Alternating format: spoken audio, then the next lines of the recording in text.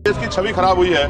मुझे ऐसा लगता है ये तभी होता है जब सरकार को कुर्सी से ज्यादा प्यार होता है और जनता के हित से कम प्यार होता है। आज SC/ST पे एट्रोसिटी बढ़ रही है, जातिगत भेदभाव की वजह से बारातें रोकी जा रही हैं। अभी हाल ही की घटनाओं में कई ऐसी घटनाएं हुई हैं उत्तर प्रदेश में जहां जातिगत अपमान हुआ है। ये सब बार बार मैं इसलिए बोलता हूं कि हमारे लोगों को पता लगे कि सरकार को उनकी परेशानियों से कोई फर्क नहीं पड़ता। मणिपुर देश का अभिन्न अंग है, वहां महिलाओं एवं बच्चों की सुरक्षा सुनिश्चित की जाए। यह केवल एक राज्य का नहीं बल्कि यह मुद्दा देश की अस्मिता और गरिमा से जुड़ा हुआ है। अतः वहां शांति व्यवस्था बहाल कर महिलाओं एवं बच्चों को सुरक्षित माहौल प्रदान किया जाए। मणिपुर की घटना की वजह से अंतर्राष्ट्रीय स्तर पर देश की छवि खराब हुई है।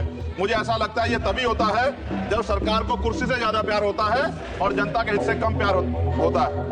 न्यूनतम समर्थन मूल्य किसानों को मिले, बिजली के बिल माफ हो, किसानों का कर्ज माफ हो। सरकार को समझना होगा कि किसान मजबूत होगा तभी देश की अर्थव्यवस्था मजबूत होगी। खाद पर सब्सिडी बढ़ाई जाए, यूरिया नहीं मिल रहा है, खाद का वितरण पारदर्शिता लाई जाए। यदि समय रहते सरकार ने संज्ञान नहीं लिया तो वो दिन दूर नहीं कि देश में खाद्य संकट हो जाएगा।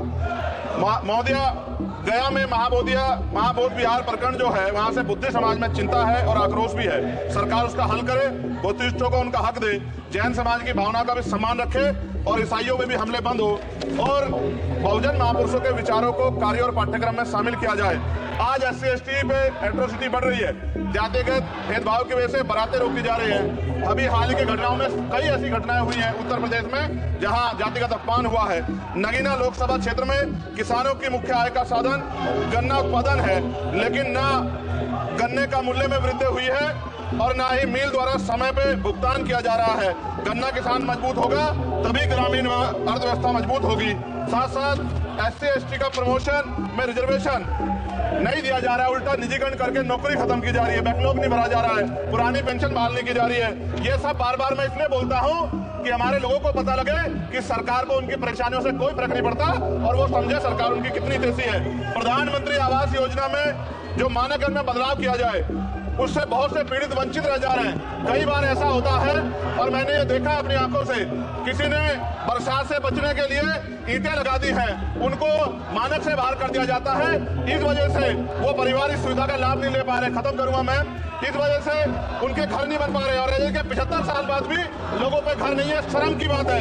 नगीना लोकसभा क्षेत्र में केंद्रीय विद्यालय खोले जाएं और जो पहले से संचालित केंद्रीय विद्यालय हैं उनमें किताबों से लेकर सभी आवश्यक एवं पर्याप्त सुविधाएं सुनिश्चित की जाएं ताकि क्षेत्र के बच्चों को गुणवत्तापूर्ण शिक्षा प्राप्त हो। और अंत में मैं खत्म करते हुए कहना चाहता हूं, अभी ईद का त्योहार आ रहा है, हम भी ये देखेंगे और देश भी ये देखेगा कि सरकार उनको कितनी मदद करा के उस आयोजन को, उस त्योहार को मनवाने में मदद करेगी जैसे अन्य धर्मों को लगातार मदद कर रही है, क्योंकि भारत एक धर्मनिरपेक्ष राष्ट्र है। मोदी जी खत्म कर रहा हूँ, खत्म करिए तो आवाज का हाल देख लो क्या करिए, कंप्लीट करिए प्लीज। भारत एक धर्मनिरपेक्ष राष्ट्र है, लेकिन मैं ऐसा समझता हूँ जिनकी सरकार है उन्हीं की बात होगी।